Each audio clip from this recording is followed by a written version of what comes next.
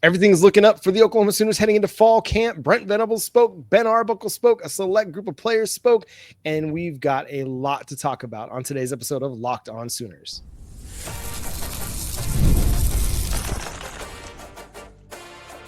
You are Locked On Sooners, your daily podcast on the Oklahoma Sooners. Part of the Locked On Podcast Network, your team every day. What's up, Sooner Nation? Welcome to Locked On Sooners, and thank you for making Locked On Sooners your first listen every single day. Shout out to all the everydayers out there. Tune in and subscribe to the show wherever you get your podcasts. We're part of the Locked On Podcast Network, your team every day. He's Jay Smith of Unfair Sports. Go check out his channel, Unfair Sports, over on YouTube, covering the Oklahoma Sooners and all things college football over there. I'm John Williams. You can read my work covering the Sooners over at SoonersWire.com. And Jay, we had Brent Venables we had Ben Arbuckle presser. We had select players talking to the media as well. Let's just start with big picture takeaways. Jay, what was the most important thing you heard on Wednesday from the Oklahoma contingent? That we are starting fall camp. Woo! We are roughly 30 days away from college football in Norman, Oklahoma. Of course, I'm ecstatic. John is losing his mind over there. And, you know, what can't be more excited than that. But I think the biggest thing that came out of that was Brent Venables talking about this roster and how he's seen a dramatic improvement of this team from January to now. And, you know, he believes in a way that this is probably the best team that he's had since he's been here. And that's nothing against the other teams. It's more of he's seen the month over month, week over week, day over day improvement by this team. And so we have a reason to get excited, man. Everyone in the nation is starting to wake up to it. You're starting to see the national pundits take a real deep dive into Oklahoma and what's to offer. And even talking to some of our peers here on Locked On, they're like, hey, man, I think people are vastly overlooking what Oklahoma is able to do this year. Yeah, there's definitely going to be a lot of confidence coming out of Norman just based on everything they did in the offseason, the additions they made, the work that they did. The thing that stood out to me most, Jay, was what Brent Venables had to say about Eli Bowen and that he's not going to be available for the start of camp. We know that he was in a boot back during spring ball. Now, what that means exactly, will he just miss one or two practices? Will he be on the cords and working his way into practice or the first week or two? Or is it just kind of hey, we're going to make sure that he's good to go for the regular season and not rush him back? Cornerback is one of those positions that might have the most question marks outside of offensive line, and not having Eli Bowen available for fall camp is a little bit disappointing, but it does provide an opportunity for guys like Cortland Guillory, Jeremiah Newcomb, Malik Hawkins, Tristan Haynes, and Jacoby Johnson to earn an opportunity here. Yeah, BV talked about, you know, that Eli, he gave injury updates. Eli Bowen is going to be out through fall camp. And he said Giovanni Gibson, the wide receiver, is still on track for, you know, on schedule. He didn't tell us what the schedule is, which actually the schedule he gave us was to be ready by week 1 of the season. So I'm going to follow the original schedule that he stated. So I'm going to say that, as well as Jaydn, that they're both on schedule. We'll see if that schedule still maintains tight. But Eli appears to be out for a bit for fall camp. I think Kendall Doby is going to be limited, similar with Deion Burks, but they're still going to be participatory. Same thing with Gentry Williams. And it feels like it's more precautionary because BV even talked about that component when it comes to this practice and how things are going to go in the fall camp. He talks about how this is a physical sport, things are physical, whatnot. So they're going to be looking at the data, and they're going to be, it feels like they're going to go out there and take their time and ramp up to the Illinois State game, which is a good thing. You kind of need that. You don't need to be out there beating each other up constantly, in which I know that in years past, since BB's been here, physicality has been the most important thing. And he even said it. You got to practice physicality in order to be that, but you also got to do it in a smart way. Because the last thing we need is to have another injury-ridden year like we did last year. Yep. I don't expect it, knock on wood. Life does happen. It's football. It's a violent game. Unfortunately, that's what things do. But He also mentioned that Kendall Dobie's going to see some outside corner while Eli's down, which tells me Eli's probably out the first couple of games of the season. And John, I'm going to be honest. If we don't have Eli Bowen for the Michigan game, I'm okay with that. Mainly because I know Michigan having a true freshman quarterback is probably going to focus on the run game. I know Chip Lindsey does pass it often, but I don't think they're going to pass it a lot in that game. I think it's going to be a focus on the run. So bigger corners will probably be more beneficial against those big old Wolverines. Well, you've got some intriguing depth at corner, and those guys are going to have an opportunity to continue to get some first team reps like they did in spring ball. Yeah. Eli Bowen sat out most of spring ball. Now, my question and my concern is how lingering will this injury be and how it hinder his development long term. That's going to be the question here. There's a lot to like about where Oklahoma's going, and Brent Venables talked about how the offensive line has maybe made the most improvement of any group all offseason, and especially physically. They had the biggest weight gain, the biggest strength gains, and Ben Arbuckle talked about how they were the group that was in the film room more than anybody. Yeah. That's so good to hear. Like, that gets me excited because that's kind of what you need to see and hear, that the room that I guess you could say, quote unquote, struggled was the one that was focusing on trying to better themselves. And you got that out of them. Mm-hmm. Got me excited. Now I'm like, all right, now show me. Show me on the field. I want to see it on the field. I need to see the tape of you doing all of this, in which, to be honest, I think we'll get that from this squad. So I'm not concerned about them like everybody else is. I've said this before. I think that, and Brent Venables said this as well during the presser, that we brought in some really good players out of the portal to add to the competitive depth. Plus, you have a whole bunch of guys with experience still on the roster that's played. So you've got you got Jake Taylor, Jacob Sexton, as well as Logan Howland, your big tackles, who all three of them can play tackle when healthy. Troy Everett's still coming back in the center. This is his third year here, so now you feel even more comfortable with him because he's got his weight up. Mm-hmm. Fabichi Waywood, second year in Brent Venables and Bill Beatonbow as your coach. Typically, players see a jump. We saw that with McCabe Mattower. First year, people were complaining. Second year, you're like, nah, that's our dude. We had love for him.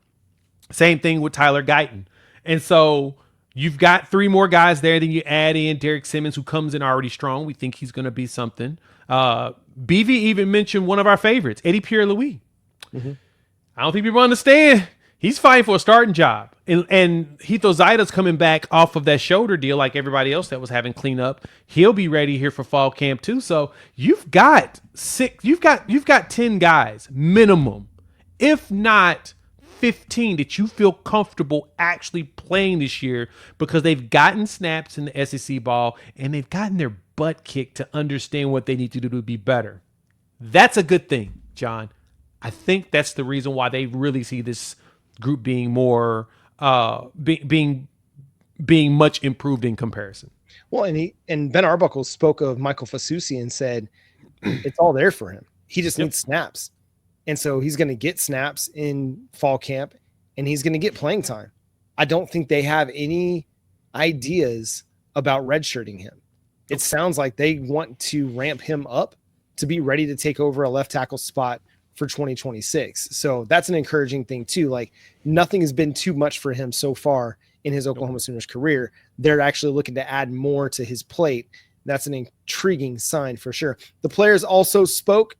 Anything else you want to mention on this? Yeah, let me add this real quick on the offensive line. The offensive linemen that I made mention of, they combined for 46 starts, 3,198 snaps last season. Waywood over 800, Ozida 630, Everett 523, Jacob Sexton with 510, Logan Howland 502. Shout out to PFF for those snap counts.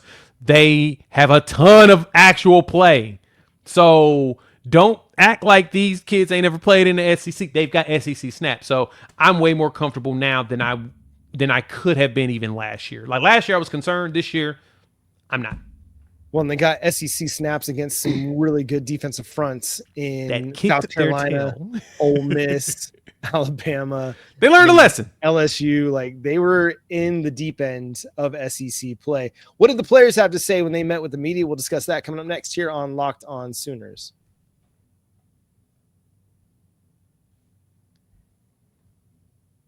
If you're trying to stay on top of your routine, whether it's the workouts, long days on campus, or at the office, or trying to get through back-to-back classes, hydration is where it all starts, and that's where Drip Drop comes in. Drip Drop is doctor-developed and scientifically proven for fast hydration. It uses the perfect balance of sodium, electrolytes, and glucose to help your body absorb fluids quickly, delivering 3 times the electrolytes and half the sugar of a leading sports drink. My go-to flavor is the fruit punch. It's a game changer after a workout, and especially in this Oklahoma heat. I got done with the lawn the other night and was just drenched in sweat. Went to Drip Drop, poured a glass, mixed up my fruit punch in it, and it was so refreshing, and I felt so much better after I finished that glass of Drip Drop. It was fantastic. You got to go check it out. You got to try it. Right now, Drip Drop is offering Locked On listeners 20% off their first order. Just head to dripdrop.com and use promo code Locked On College. That's dripdrop.com. Promo code Locked On College for 20% off. Stock up now before the heat hits hard over at dripdrop.com. Once again, thanks for making Locked On Sooners your first listen every single day. Shout out to all the everydayers out there. Tune in and subscribe to the show wherever you get your podcasts. We're part of the Locked On Podcast Network, your team every day. Locked On dropped their top 100 college football players for 2025. They have a great episode breaking all that down over on the Locked On channel, Locked On Today, Locked On Sports channel. Can't remember what it's called now. Terrible advertising. My apologies to our guy, Peter Bukowski, that runs that. But we'll discuss where Oklahoma Sooners landed on that coming up here in the third segment. But Jay, what stood out to you most about what the players had to say on Wednesday? Jaydn Ott said that he came to Oklahoma over Georgia. Because of John Mateer. Yep. That to me was a very interesting statement, right? You know, SEC ball, he was going to come play in the ACC regardless. Again, he had Oklahoma and he had Georgia on his radar, but getting to play with John Mateer, I think that they have something good going on. This offense is very familiar. I played against Arbuckle and his offense at Wazoo when I was at Cal. I was just familiar with what was going on. So I thought it was a good place. So he talked it up about going to play with John Mateer, play with Ben Arbuckle, seeing each other. And Ben Arbuckle even talked about Jaydn Ott as well. He talked about how he kicked our tail. Basically what he said. So and now he's got one of the best backs. And dude, Ott looks huge. It's like a big dude. I am stoked on that. So we were able to win that battle with Georgia because truth be told, Georgia's got some really young backs. And people don't know. We don't really know who Georgia. I mean, Nate Frazier's probably going to be starting back, but we don't know much about Georgia's back. So having a player like Ott would have been fantastic for the system that Georgia's putting together. Ott saw what John Mateer is, and the opportunity is like, nah, I'd rather play with that dude. And it's no shade against anybody else there, but he knows that the capabilities of John Mateer and the system that Ben Arbuckle puts together, it's going to make life easy for him. And I loved that quote. He also said that they're getting a little chippy in practice, and he likes that. The chippiness is probably something we didn't hear that last year, and I'm loving that we're hearing it this year. Well, we heard all offseason, at least at SEC Media Days, about how much the offense talks. As a defender, you don't want your offense talking because that means they're beating you and they're telling you all about it.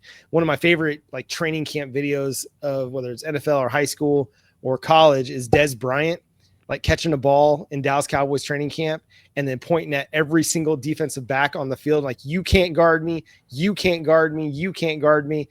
And it sounds like John Mateer's a talker. Ben Arbuckle is also a talker. And I'm sure that is creating an environment in which the defense is getting a little pissed off, and that's okay.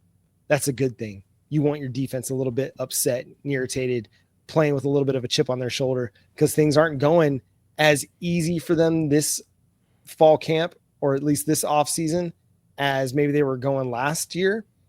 So they're getting tested. But Ben Arbuckle, he mentioned what the defense was doing for the offense, because he even said that those guys are just a bunch of dudes. I was really encouraged by what Jacob Sexton had to say about, being able to settle in at left tackle. That dude has had such a roller coaster ride in his development, from getting an opportunity to play in the Cheez-It Bowl to getting hurt to, playing right tackle to playing guard, now back to tackle. He's had a whole offseason at tackle, and I think that's going to work wonders for his development this year. No, I totally agree. He looks like he's focused and he's ready to all he needs to do is be in one spot, and I think he'll be fine. I know, I think it was Gabe Eichert that mentioned it and said that he thinks that he'd be a lot more effective at guard instead of at tackle, which I could totally understand, just because of the way he moves. And that's what Gabe Eichert was saying, a former, All-American offensive lineman. But Sexton feels more comfortable for himself at tackle, and I think that he'll be fine there. The biggest issue with him is we just haven't seen him fully healthy. He tore his ACL right before the Florida State game, which sucked. You want to see him as a true freshman, but you didn't get to see it. And then it took him the entire year to get healthy. He played a little bit when Guyton went down, and then you got him a little bit last season where he was up and down with injury. You had to play him at guard because of other injuries, and so you had to move him around. So this year, it feels like he has an opportunity to actually stay in one spot. We've got at least 2, if not 3 left guards that we feel comfortable with because people have been in the system for a minimum. Well, they've been with Bill Beatonbow for a minimum of a year. And this type of system that we're going to play in is something Bill Beatonbow is used to. He's been comfortable playing in a mixture air raid type of offense. So we know there's going to be a heavy run.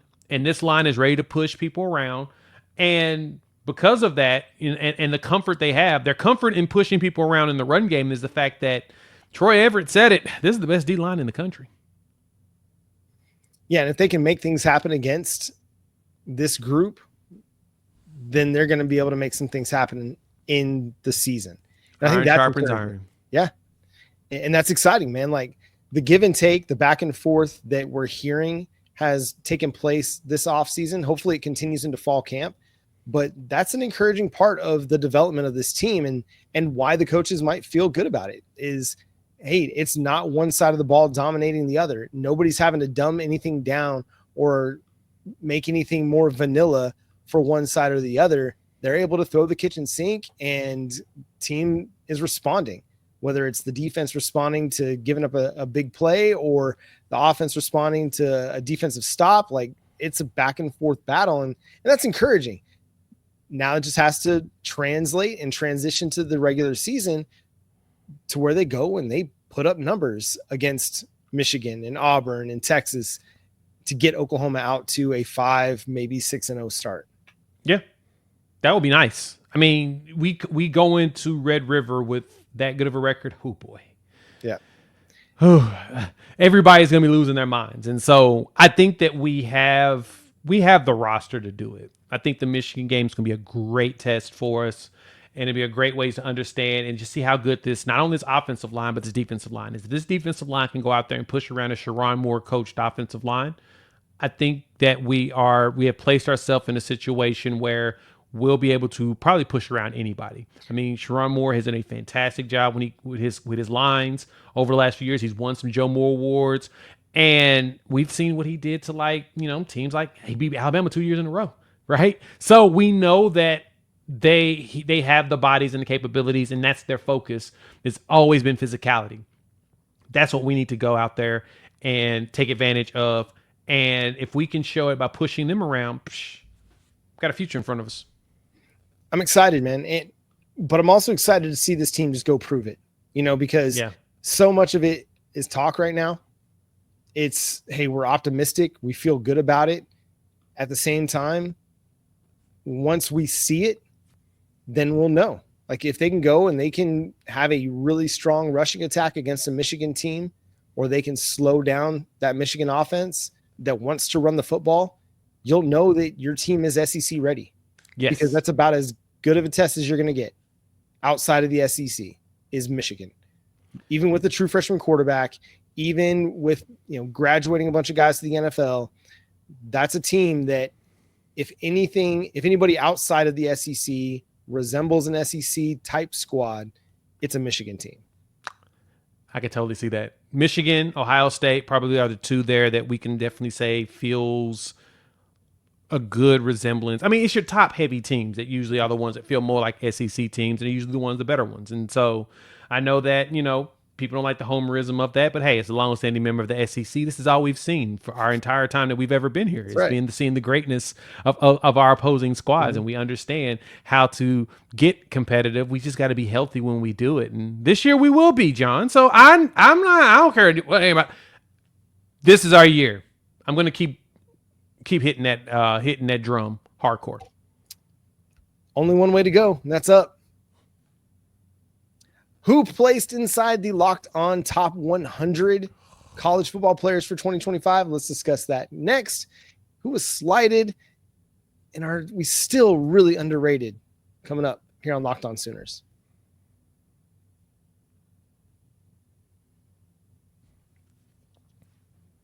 Thanks again for making Locked On Sooners your first listen every single day. Shout out to all the everydayers out there. Tune in and subscribe to the show wherever you get your podcasts. We're part of the Locked On Podcast Network, your team every day. Locked On dropped their top 100 college football players for the 2025 season, and 3 Oklahoma Sooners made the list, Jay. You had at number 37, John Mateer. He was the 8th ranked quarterback on the list. At number 59, you had R. Mason Thomas. And at number 70, Jaydn Ott. What's the biggest surprise for you on that? John Mateer at number 8 at quarterback. Yeah, not having it. I'm not seeing it. It feels super low. Now, granted, I feel like this list was full of too many quarterbacks. Like we were talking about it on the squad show, and it just does feel like there was just too many quarterbacks that were listed just nationwide. Like I get that a lot of this is for potential and everything or whatnot, but we don't need. There's a lot of positions that probably should have gotten a little bit more recognition. Interior offensive line, probably maybe DTs, maybe safeties. A few more people should have gotten a little bit more recognition in comparison to all of these quarterbacks getting in here, but that's okay. I think it's fair that John Mateer was a top 10 quarterback. 8 still feels low, but whatever. At least he was top 40. And I think, or at least top 50, and I think that that's fair. Jaydn Ott being so low, though, come on now. That dude would be starting somewhere in the NFL if he didn't have a sprained ankle, which he addressed. He said that he should have sat out a couple of weeks, but it was mishandled, and he continued to play on it. But if he had sat, got back healthy, he probably would have finished with almost 1,000 yards and be in the league. Yeah, that's the one that was surprising. I'm also not surprised that he was a little bit low, just simply because he missed, time, or he didn't miss time, but he was banged up for a lot of last year. And so I think, that's part of it. This is a list that's a lot of what have you done for me lately? And, so not necessarily surprising to see, Jaydn Ott so low. I was glad to see him represented. I would have liked to see a guy like Grayson Halton get some recognition. 5 sacks, a defensive tackle in the SEC. That's nothing to sneeze at. Like, that's a really good season for a guy like that. You just, again, a lot of these guys are going to fly under the radar. Or a Jaden Jackson, who was a true freshman All-American at defensive tackle in the SEC, the first defensive tackle to start for Oklahoma since Tommy Harris. Yep. Seems pretty notable. My other biggest gripe on this, though, R. Mason Thomas, 56 spots behind Dylan Stewart. That's a massive drop. Dylan Stewart came in at number 3 overall. South Carolina defensive end, great player. Not going to sit here and tell you that, hey, R. Mason is definitively better than he is. I'm just going to say he's not 56 spots worse than Dylan Stewart is.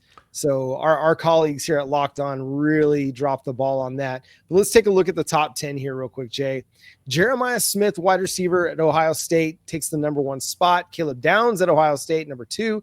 Dylan Stewart again at 3. Jeremiah Love at 4. Ryan Williams of Alabama at 5. Cade Klubnik of Clemson at 6. The first quarterback ranked. Anthony Hill, linebacker at Texas, number 7. The top linebacker on the board. And then Garrett Nussmeier from LSU, quarterback at number 8. Defensive end Colin Simmons, although they list him as a linebacker, really is an edge. And then Keldrick Falk, defensive lineman at Auburn, rounds out the top 10. Any big surprises to you on that list, Jay?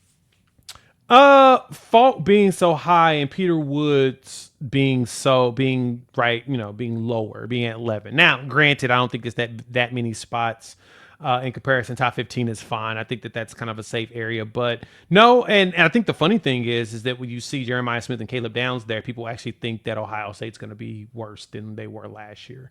Now, I don't think they're going to be as great. Well, I don't think it's going to be as great, but to think that they're just going to get their tails kicked going into the first game against Texas, and I'm just like, nah, they've got two of the best players in the country just right there. That right there tells you. And they've returned a lot of their defensive players. So yeah, we can't overlook what they have and what they're able to do. But I thought it was pretty fair in the top 10. I thought the top 20 was actually pretty fair for the most part. I'm still a little baffled that John Mateer is the 8th ranked quarterback. Yeah, and so here are the quarterbacks that came in ahead of John Mateer. Again, Cade Klubnik at 6, Nussmeier at 8. You had Lenora Sellers at 13. No real problem with that. Then we're talking about Drew Aller at 20 and Sam Leavitt, or Leavitt. How do you pronounce it, Jay? Sam Leavitt. Thank you. I try to make that more complicated than it actually is all the time. I think it's because of all the Tagovailoas and Nico Yamaleavas. Yeah, get all them together, right? Leavitt more complicated than that. Trying to turn him into a Hawaiian or a Polynesian guy. My apologies, Sam Leavitt. So he comes in at number 21. And then DJ Lagway at 24. He's the 7th ranked quarterback. Or no, he was 6th, sorry. And then Arch Manning came in at number 31. 6 spots ahead of John Mateer. And listen, the Arch Manning thing is going to be what it's going to be. Everybody's going to have him ranked high on every list. He's going to be a Heisman contender from the jump. It's going to take a lot to knock him out of that simply because of all of the hype surrounding him. But listen, I don't think you can definitively say that Arch Manning's better than John Mateer or that DJ Lagway is better than John Mateer. I just think that John Mateer has proven more than those guys at this point. I can agree with you there. I mean, everybody's going to say what conference he played in, but I don't think that really matters. The numbers he put up is kind of tough for anybody to do. Like, his numbers weren't like nothing against our offensive coordinator's quarterback, but like a Bailey Zappi throwing like 7,000 yards in a season. I mean, I get that. That system is built for that. We said that about Sonny Crombie. We said that about Graham Harrell down there, all the tech quarterbacks, Cliff Kingsbury. We said that about all the tech quarterbacks because that's just kind of how that system, was built for them to just chunk the ball nonstop. But Mateer was a combo of both, right? He was a combination of passing and running. And if anything, we need to make sure that he just, gets better in his accuracy and consistency, especially when things get tighter and tougher, which they are here in the SEC. But there's nothing about his game, especially playing against one of the best defenses in the conference, that shows us that he's not going to be able to adapt and be able to understand what to look out for. Yeah, go ahead. I'll say the names ahead of him. I'm still. I think Arch is going to be good. I'm just going to say that. Let's leave it at that. I think he's going to be good. I think at the end of this season, you re-poll it, and I would not maybe have as much of an issue with it. But again, Arch Manning hasn't proven anything yet. Other than being a 5-star quarterback coming out of high school, he hasn't done anything. Not yet. Not yet. And that's fine. Like, DJ Lagway has had an okay start to his college career. Fine. But again, not definitively better players at this point in time. Let's talk again after the season. Yep. And we might have different opinions on this. But right now, he's just not better. And that's okay. It's okay to say that. I don't think it's wrong to admit that Arch Manning has something to prove. I think that is a real. Remember, I got killed for hyping up Jackson Arnold all last year, right? Hyping up a dude that was a 5-star quarterback that won the Elite 11, that was the Gatorade National Player of the Year. And I'm sitting here on this show talking about how he's going to be really, really good and could contend for the Heisman. And everybody's telling me, oh, that's crazy talk. You can't talk like that. Crazy talk. He hasn't done anything, but we're not going to apply the same logic to Arch. And it's just like, it's ridiculous for me to have questions, or at least to ask him to prove it. I'm sorry I learned my lesson, and I'm sorry it applies to your quarterback, but this is where we are now. This is where we are in college football. And I just have a little bit more belief in John Mateer because I've seen him do something on the collegiate football field, not just against Mountain West competition, against Big 12 competition as well. So yeah. Anyway, enough about that. Any other names on this list kind of surprise you? Harold Perkins ranking all the way down at 100 kind of surprised me, of LSU, one of the better linebackers in college football. I feel like it's the questioning of his health. He is coming off an ACL tear as a very explosive player. I get it. You want to see what he looks like coming off of that, because that's more of a serious one. Like I say that about Ott, but with Harold Perkins, that was a serious one. You lose him for a full year, you have questions. But so I think that that's actually a fair spot. But I mean, you know, for the most part, I think it's overall fair. Yeah, there's questions, but you know, it'll be all right. We got to prove them wrong. Let's do that. Yeah. Another name that I thought was interesting here. Where was it? It was a guy ranked just a little bit behind R. Mason Thomas. Sorry, I had it in my brain, and then we kept talking, and then so I just completely blanked on it. In the 60s,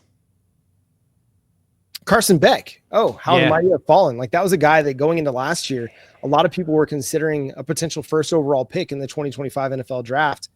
Has a big interception season for Georgia, transfers to Miami, and now he's like way down on the list. He ranks in the 60s. They're at number 63. Crazy. Just 7 spots ahead of Jaydn Ott. But yeah, like you said, that's kind of a wild one. Would not have expected that. Not gonna lie. No. And we'll have more to say maybe about this list as the next few weeks go along. There's going to be there's a great show covering the Locked On Top 100 that's going to drop in your feeds as well. So go check it out on the Locked On Network podcast channel. Subscribe to the show wherever you get your podcast here at Locked On Sooners, whether it's Amazon Prime Podcasts or Apple or Spotify, Google Play, wherever you like to listen to your podcasts. Go ahead and hit that subscribe button.